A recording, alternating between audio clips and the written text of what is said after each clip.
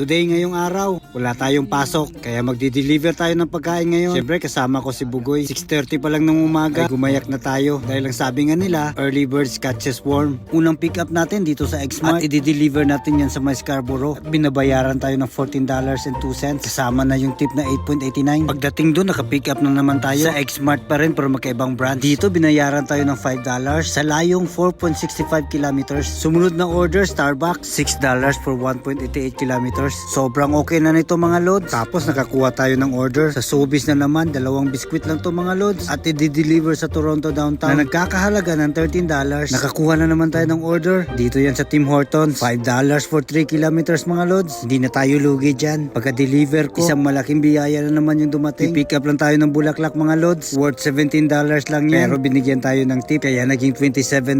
Sumunod na pick up natin mga loads, walang iba kundi sa Bida ang Saya. 2 order pala to, worth $16 sa layong 18.62 kilometers. Medyo lugi tayo dyan mga lods, pero okay lang, go pa rin tayo. Habang pauwi na ako, nakakuha pa rin ako ng order. Dito 2 order naman, worth $14. Napipick upin ko sa Super Coffee. Ang swerte natin dyan mga lods, kasi i-deliver natin dito lang malapit sa bahay, kaya hindi na ako nagdadalawang isip na kukunin yung orders. Pagkatapos kong ma-deliver yung mga orders mga lods, dumiretso na ako sa bahay kasi mag-aalas 12 na ng tanghali at wala pa tayong kain dyan mga lods, kaya wala tayong no choice, umuwi na lang muna para din makakain at makapagpahinga. Pagdating ng alas 4, lumabas ulit kaming pamilya. May pipick upin sana kaming grocery, worth $18 naman yun mga lods, kaya lang sayang biglang nag-cancel, kaya nag-decide kami na pupunta na lang ng IKEA. Pero may nakuha pa rin akong order mga lods na i-deliver dun lang din malapit sa IKEA. Napipick upin ko sa Papa John's Pizza, worth $8 nga pala ito mga lods, kaya hindi na tayo lugi dyan. Ito nga pala yung total earnings ko for that day.